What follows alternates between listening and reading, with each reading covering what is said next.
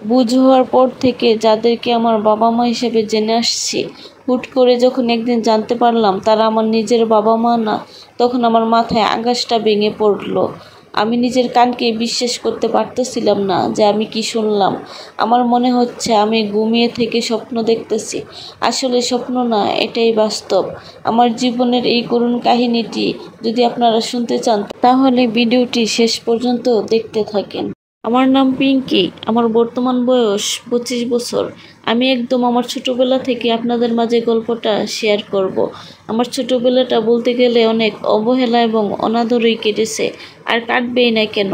তারা তো আর আমার আপন বাবা মা ছিল না যে আমাকে 8-10টা ছেলেমেয়ের মতো ভালোভাবে মানুষ করবে, বড় করবে। তারা তো শুধুমাত্র তাদের স্বার্থ উদ্ধারের জন্য আমাকে এনেছিল। আমি এখন যাদেরকে বাবা মা বলে জানি, তাদের নাকি বিয়ের 10 বছর পার হয়ে যায়, তাও তাদের বাচ্চা হচ্ছিল না। সেই জন্য তারা আমাকে দত্তক আনে। তাও আবার আমাকে নাকি কিছু লোক রাস্তার পাশে কুড়িয়ে পায়। কে যেন আমাকে রাস্তার পাশে কাপড় মুড়িয়ে ফেলে যায়। তখন তারা এই অবস্থায় আমাকে কি করবে, সেজন্য তারা মাইকিং করছিল যে একটা বাচ্চা পাওয়া গেছে, কেউ যদি নিতে চান তাহলে আমাদের সাথে যোগাযোগ করবেন। সেটা শুনে আমার এখনকার বাবা মা তাদের সাথে যোগাযোগ করে আমাকে দত্তক নিয়ে আসে। তারা যখন আমাকে নিয়ে আসছিল, তখন প্রথম দিকে নাকি আমাকে খুব আদর যত্ন করে লালন পালন করতে থাকে।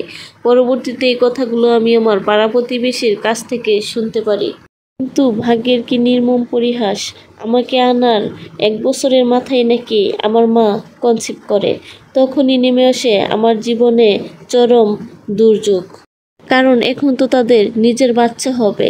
এখন কেনই বা আমার পিছনে তারা টাকা খরচ করতে যাবে, কেনই বা আমাকে আদর যত্ন করে বড় করবে।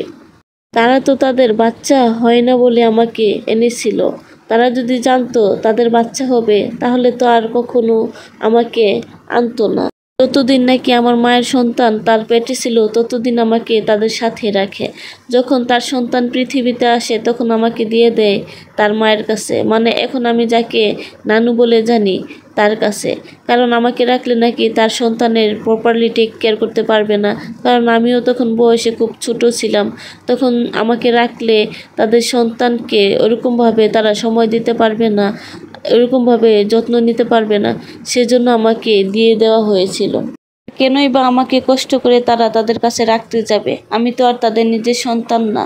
যদি নিজের সন্তান হতাম, তাহলে তো আমাকে আর এইভাবে আরেকজনের কাছে দিয়ে দিতে পারতো না। তো নানু বুড়ো মানুষ যেভাবে হোক কষ্ট মষ্ট করে আমাকে বড় করে। তো আমি যখন বুঝতে শিখি, তখনই বুঝতে পারলাম যে অবহেলা অনাদর কাকে বলে। তখন সারাদিন আমার মামিরা আমাকে দিয়ে কাজ করাতো। যদি কাজ করতাম, আমাকে 2 বেলা 2 মুঠো খেতে দিত।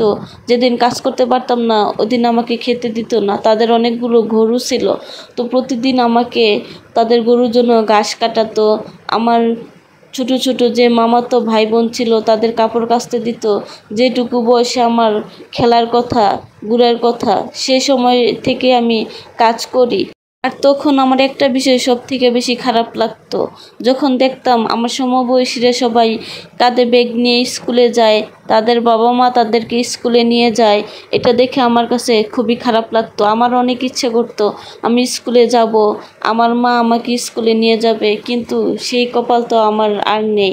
দুর্ভাগ্য নিয়ে পৃথিবীতে জন্মগ্রহণ করেছি। এত সুখ কি আর আমার কপালে সইবে যে আমার মা আমাকে স্কুলে নিয়ে যাবে? তো সব মিলিয়ে অনেক কষ্টেই আমার শৈশবটা কাটে। তো যখন আমার 12 বছর, তখনই তারা আমার জন্য পাত্র দেখা শুরু করে দিয়েছে, আমাকে বিয়ে দিয়ে দিবে। কারণ আমাকে বিয়ে না দিলে কেই আমাকে খাওয়াবে পরাবে। যতদিন তাদের দয়া হয়েছিল, ততদিন তো তারা করেছে, আর কতই বা করবে আমার জন্য। তো তারা ফাইনালি আমাকে 12 বছর বয়সে এই বিয়েটা দিয়ে দেয়। তখন এই বিয়েটা আমার জীবনে আরো বড় কাল হয়ে দাঁড়ায়। কারণ এইটুকু বয়সে আমি না বুঝি সংসার, না বুঝি শ্বশুর শাশুড়ির সেবা যত্ন, না বুঝি আমার স্বামীর টেক কেয়ার, কিছুই বুঝতাম না। শুধু ছোট ছোট বাচ্চা পোলাপান দেখলে দৌড়ে তাদের সাথে চলে যাইতাম খেলা করতে। তো আমার এইসব বায়নাই বা তারা কতদিন সহ্য করবে? তো কিছুদিন যেতে না যেতেই আমার শ্বশুর শাশুড়ি, আমার স্বামী আমার উপরে অত্যাচার করা শুরু করে দেয়। আমার স্বামী আমাকে কথায় কথায় মারধর করে। এবং আমার শ্বশুর শাশুড়িও আমাকে মারে। তো আমি এসব সহ্য করতে না পেরে একদিন বাড়ি থেকে পালিয়ে যাই। আর পালিয়ে এবার যাব কোথায়? চলে আসছি আমার বাবার বাড়িতে। তো বাবার বাড়িতে আসার পরে আমার মা আমাকে অনেক মারধর করে এবং বকাঝকা করে। আমি কেন তাদেরকে না বলে চলে আসছি। এখন যদি তারা আমাকে আর না নেয় তাহলে আমি কোথায় যাব? আমি কোথায় থাকব? আমাকে রাখবেই বা কে? তখন আমিও নিরুপায় হয়ে কান্না শুরু করে দিলাম এবং আমার মাকে বললাম, দেখো ওইখানে আমাকে সবাই মারধর করে, তাহলে আমি কিভাবে ওইখানে থাকবো? আমার মা বলে, শ্বশুরবাড়িতে এরকম একটু একটু হয়, সব কিছু মানিয়ে চলতে হয়। মানিয়ে চলতে পারবা না তাহলে তো এরা তোমাকে মারবে, এরা কি তোমাকে আদর করবে? মাও ওইরকমভাবে কথা বলতেছে। তখন আমি কি করব, কোথায় যাব, কোনো ভেবে পাচ্ছিলাম না। এইটুকু বয়সে যে চাকরি করব সেটাও করতে পারি না, কারণ আমাকে চাকরি দিবে কে? এত কম বয়সে তো আমাকে কেউ চাকরিও দিবে না। তো বন্ধুরা, আমার জীবনের এত বড় একটা কাহিনী একটি ভিডিওর মাধ্যমে শেষ করাটা কোনোভাবেই পসিবল না। তো আমার জীবনের গল্পটি যদি আপনাদের কাছে ভালো লেগে থাকে তাহলে অবশ্যই কমেন্টস করে জানাবেন। আপনাদের মাঝে দ্বিতীয় পার্ট নিয়ে আসব। সবাই ভালো থাকবেন, সুস্থ থাকবেন।